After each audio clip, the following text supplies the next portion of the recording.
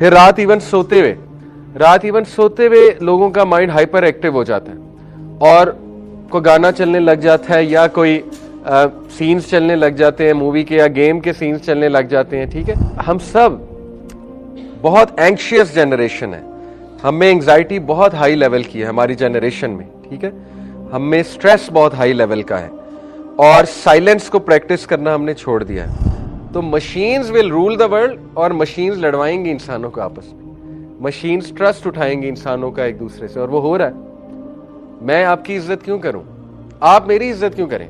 आपको क्या पता ये पूरा लेक्चर चैट जीपीटी का, कि आज की जनरेशन यानी जिसमें मैं भी इंक्लूडेड हूं, ना तफक्कर करते हैं ना तज़क्कर करते हैं बैठ के, और माइंड उनका इतना ज़्यादा एंग्शियस है, इतनी बेचैनी है माइंड में। एक आम आदमी कुरान की एक वर्स पढ़ेगा और एक तदब्बुर करने वाले पढ़ेगा, ज़मीन आसमान का फ़र्क है।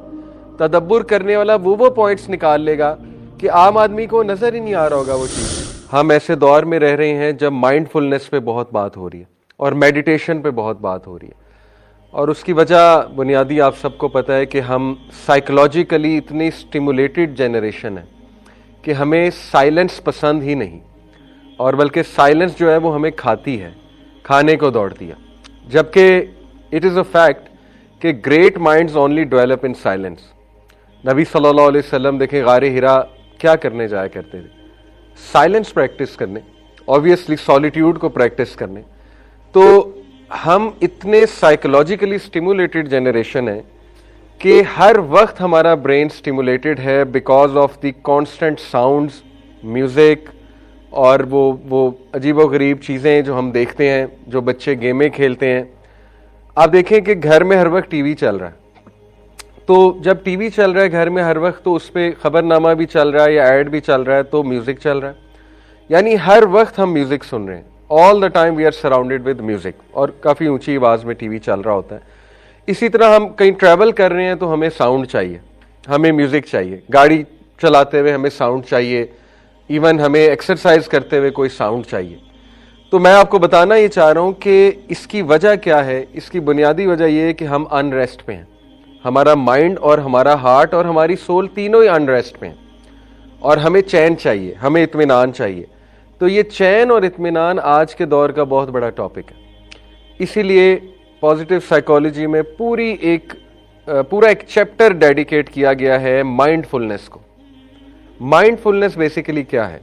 माइंडफुलनेस है बीइंग इन द मोमेंट, यानी उस मोमेंट में रहते हुए कॉन्शियसनेस के साथ जिंदगी गुजारना, ना माजी में जाना, ना फ्यूचर में जाना, ना ही किसी और चीज में खो जाना। मिसाल के तौर पे साइकोलॉजिस्ट कहते हैं कि माइंड मसल का कनेक्शन ये रियल कनेक्शन है, यानी अब अगर आप एक्सरसाइज कर रहे हैं और आपका माइंड मसल का कनेक्शन नहीं है, यानी आप माइंड को ये मैसेज नहीं दे रहे हैं कि मैं कौन सा मसल हिट कर रहा हूं, तो उस मसल को वो फायदा नहीं होगा। यानी इतनी ये डीप साइंस है माइंड और मसल का जो connection, it's all about mind. इसी तरह साइकोलॉजिस्ट कहते हैं कि अगर आप खाना खाते हुए माइंड और जो भी खाना है उसका कनेक्शन डेवलप नहीं कर रहे हैं, तो वो खाना भी आपको सही न्यूट्रिशनल वैल्यू नहीं देगा। अब ये बहुत अजीब बात है, और आप उसको मील को एंजॉय भी सही से नहीं कर सकेंगे।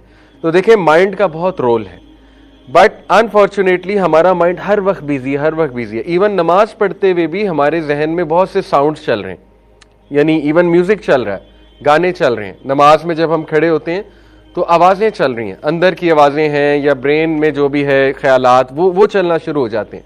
Everything gets on. फिर रात इवन सोते हुए लोगों का माइंड हाइपर एक्टिव हो जाता है और कोई गाना चलने लग जाता है या कोई सीन्स चलने लग जाते हैं मूवी के या गेम के सीन्स चलने लग जाते हैं। ठीक है, तो मैं आपको बताना चाह रहा हूं कि हम सब बहुत एंग्शियस जनरेशन है, हम में एंग्जाइटी बहुत हाई लेवल की है हमारी जनरेशन में। ठीक है, हम में स्ट्रेस बहुत हाई लेवल का है, और साइलेंस को प्रैक्टिस करना हमने छोड़ दिया है, और साइलेंस की अब हमें आदत नहीं है। इनफैक्ट हम साइलेंट बैठे तो हमें 2 मिनट बाद दौरे पड़ जाएंगे, यानी हमारा वर्ल्ड अपसाइड डाउन हो जाएगा अगर हम साइलेंट बैठना शुरू कर दें। थरथल्ली मच जाएगी, बेचैनी होने लग जाएगी, और हमें गश पड़ने लगेगा कि हमारी ज़िंदगी कहाँ जा रही है। तो उस साइलेंस को ख़त्म करने के लिए फ़ौरन हमें स्टिमुलेशन चाहिए, वो स्टिमुलेशन गेमों की शक्ल में हो, या नेटफ्लिक्स की शक्ल में हो, या बस लैपटॉप पकड़ के बैठ जाएं उस शक्ल में हो, या मोबाइल खोल कर बैठ जाएं, या रील्स देखते रहें और स्क्रॉलिंग करते रहें उस शक्ल में हो। तो ये सारी तमहीद मैं इसलिए बांध रहा हूँ कि ये टॉपिक इतना इंपॉर्टेंट है, साइकोलॉजिकल बेनिफिट्स ऑफ सलाह एंड स्ट्रेस मैनेजमेंट थ्रू सलाह, कि आप लोग कैन बी लिटरली, मुसलमान के पास जो कंटेंट है ना, अगर आप लोगों को समझ लग जाए वो क्या कंटेंट है, यानी माइंडफुलनेस का टॉपिक जब मैं गोरों का पढ़ता हूं तो मुझे ऐसे लगता है नर्सरी क्लास का बच्चा बात कर रहा है। लिटरली जब मैं उनकी सेल्फ हेल्प बुक्स पढ़ता हूं मुझे ऐसे लगता है नर्सरी क्लास का बच्चा बात कर रहा है, और कंपेयर्ड विद इस्लाम। और जब मैं इस्लाम को देखता हूं, हदीस को देखता हूं, नमाज को देखता हूं, मुझे लगता है PhD लेवल का बंदा बात कर रहा है। इतना फर्क है, इतना आगे हैं आप उनसे, इतना आगे हैं आप उनसे इन टॉपिक्स में। इन टॉपिक्स की खास बात कर रहा हूं, माइंडफुलनेस, मेडिटेशन, ठीक है, और how to revive our lives, how to become a deep thinker. आप कभी इमाम अल क़य्यम का कॉग्निटिव बिहेवियरल मॉडल पढ़ें, गूगल पे जाकर लिखें कॉग्निटिव बिहेवियरल मॉडल इमाम इब्न अल क़य्यम, देखें वो बातें की हुई हैं जो वेस्ट को शायद 20 साल और लग जाएं वहां आते हुए। वो बातें उन्होंने की हुई हैं। उन्होंने 4 स्टेप्स बताए एक डीप थिंकर बनने के लिए, जो नीड ऑफ द आवर है, आज के दौर में नीड ऑफ द आवर है ये स्टेप्स। तफक्कुर, उसके बाद तज़क्कुर, फिर एतबार, और उसके बाद तदब्बुर। ये 4 स्टेप्स हैं इमाम अल क़य्यम के बेसिकली कॉग्निटिव बिहेवियरल मॉडल के। तफक्कुर है कि तफक्कुर का मतलब फिक्र करना नहीं है, ऑल्दो फिक्र से निकला है, लेकिन ये उर्दू वाली फिक्र नहीं है। तफक्कुर का मतलब है कि किसी चीज़ के बारे में सोचना और जाहिर है कोई विजन या कोई फिक्र लेकर चलना। मिसाल के तौर पे तफक्कुर ये है कि आप कभी बैठकर 10 मिनट अल्लाह सुब्हानहू व तआला के बारे में सोचें, अल्लाह की नेमतों के बारे में सोचें, अल्लाह ताला आपके साथ कितना लीनियंट है इसके बारे में सोचें, अल्लाह ताला आपको कितने चांसेस देता है इसके बारे में सोचें, अल्लाह की ग्रेटनेस के बारे में सोचें। मतलब लिटरली गैलेक्सीज को माइंड में लाएं, ब्लैक होल को माइंड में लाएं, और उन आयात पे गौर करें कि सुभान अल्लाह, अल्लाह ताला की क्रिएशन में कितनी वैरायटी हमें नज़र आ रही है। और वो वीडियोस को आप माइंड में लाएं कि सुभान अल्लाह, by the way be works, उसको कौन इंस्ट्रक्शन दे रहा है हेक्सागोनल छत्ता बनाने की, जो फिशेस हैं वो किस तरह से समंदर में ज़िंदगी गुजारी। तो ये तफक्कुर है सारा, कि बैठकर एक बंदा गौर व फिक्र कर रहा है, ठीक है, गौर व फिक्र को तफक्कुर कहते हैं। यहां से वो चीज़ शुरू हो जाती है डीप थिंकर बनने की पूरी एक साइंस। तफक्कुर के बाद है तज़क्कुर। तज़क्कुर क्या है? तज़क्कुर है द प्रोसेस ऑफ इंटरनलाइजेशन, ठीक है। द प्रोसेस ऑफ इंटरनलाइजेशन क्या है? इसका मतलब होता है कि एक चीज़ को सोचकर इंटरनलाइज भी करना। देखिए, सिर्फ सोचना इनफ नहीं है। जैसे मैं और आप यहाँ बैठकर सोचने लग जाएं, बहुत अच्छा सोचें, उसके बाद घर चले जाएं, रील्स देखें 100 के करीब, तो वो उड़ गई, वो चीज़ जो सोची थी वो तो गई, ठीक है। तो तज़क्कुर इमाम अल क़य्यम के मुताबिक क्या है? उस चीज़ को राइट डाउन करना, ठीक है। लोग डायरी लिखा करते थे किसी दौर में, मेरे दौर की बात है, और this is very sad, quite sad, कि मिलेनियल्स, हम मिलेनियल्स हैं ना, जो 1980s में या अर्ली 1990s में जिनकी बर्थ हुई है, उनको मिलेनियल्स कहते हैं। Millennials are the last generation on earth who can tell what the world was without social media. You guys can't.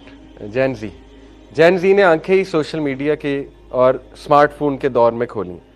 We are the ones जो आपको बता सकते हैं कि कैसा था, जिंदगी कैसी थी सोशल मीडिया के बगैर, जिंदगी कैसी थी स्मार्टफोन के बगैर, जिंदगी कैसी थी इवन फोन्स के बगैर। हम आपको बता सकते हैं वो जो कैसेट होती थी रील वाली, फिर वो जो वीडियो कैसेट होती थी, VCR क्या था, ठीक है। तो ये दिस इज़ क्वाइट सैड कि वो जनरेशन ख़त्म होने वाली है। Anyway, coming back to the topic, तो तज़क्कुर होता है कि उस चीज़ को इंटरनलाइज करना, प्रोसेस करने के बाद, ताकि याद रहे। असल में एक सब्जेक्ट मैंने पढ़ा है साइकोलॉजी में, कॉग्निटिव साइकोलॉजी, उसमें अटेंशन का टॉपिक बहुत ज़्यादा इंपॉर्टेंट है कि अटेंशन स्पैन क्या होता है, अटेंशन रिटेन कैसे की जाती है, लॉन्ग टर्म मेमोरी क्या होती है, शॉर्ट टर्म मेमोरी क्या होती है, ठीक है, वगैरह वगैरह। तो उसमें ये चीज़ें पढ़ाई जाती हैं कि एक चीज़ को रिटेन कैसे करना है, अटेंशन को। इस पे बहुत एक्सपेरिमेंट्स हुए में, बड़ी इंटरेस्टिंग ये फील्ड है सारी। तो ये सारी जो चीज़ें हैं ये इसलिए आज सिखा रहे हैं साइकोलॉजिस्ट, क्योंकि उन्हें नज़र आ रहा है कि हमारी जो जनरेशन है, कमिंग जो जनरेशन है या करंट जो जनरेशन है, वो लिटरली मशीन्स बन जाएंगे, रोबोट्स बन जाएंगे और सोचना समझना छोड़ देंगे, तफक्कुर करना छोड़ देंगे, चीज़ों को नोट डाउन करना छोड़ देंगे, ठीक है ना, और चीज़ों को सीखना छोड़ देंगे। अब देखें chat GPT is quite intelligent. आप वहाँ पे लिटरली कुछ भी लिखें, आपको आउटलाइन बना के दे देगा। आप वहाँ पे जाके ये लिखें कि मैंने एक टॉक देनी है, टॉक का टॉपिक ये है और ऑडियंस की एज ग्रुप ये है, वो आपको एज ग्रुप के मुताबिक टॉक बनाकर दे देगा, ठीक है। अब मैं अपने स्टूडेंट्स को असाइनमेंट देता हूँ, मेरी क्लास होती है मुस्लिम लेंस, उसमें मैं सिखा रहा हूँ पब्लिक स्पीकिंग के रूल्स और स्टोरी टेलिंग के रूल्स और how to design a talk. उसमें माशाल्लाह आते हैं काफ़ी लोग, तो ऑनलाइन क्लास होती है जूम पे। तो उसमें मैं स्टूडेंट्स को असाइनमेंट्स देता हूँ, आउटलाइन बनवाता हूँ उनसे किसी टॉक की, मिसाल के तौर पे कि टाइम मैनेजमेंट फॉर टीन्स, इसकी आउटलाइन बना के दिखाओ। अब मुझे पता लग जाता है चैट जीपीटी से कौन लाया। अब देखिए चैट जीपीटी की वजह से ह्यूमन बींग्स का ट्रस्ट उठ रहा है एक दूसरे से। मुझे क्या पता आपकी क्रिएटिविटी है या एआई की क्रिएटिविटी है। पोस्टर आप बनाएंगे बहुत अमेजिंग कोई, मैं आप पे शक करूंगा कि इसने मेटा एआई से बनवाया, इसकी अपनी ब्रेन, इसका अपना ब्रेन नहीं है, इसका अपना आइडिया नहीं है। तो machines will rule the world और मशीन्स लड़वाएंगी इंसानों को आपस में, मशीन्स ट्रस्ट उठाएंगी इंसानों का एक दूसरे से, और वो हो रहा है।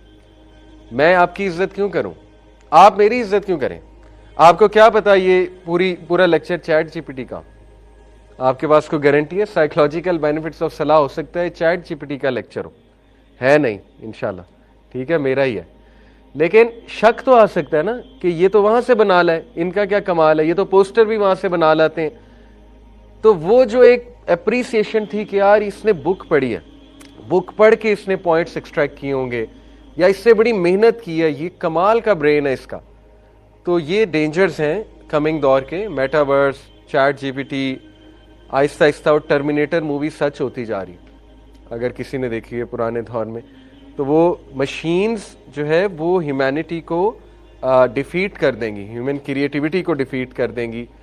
तो वी हैव टू इंशाल्लाह return to the old ways. देखें ये बात हतमी है कि जब टेक्नोलॉजी एक पीक रीच करती है तो वो रिवर्सल लगता है, और वो रिवर्सल लगेगा।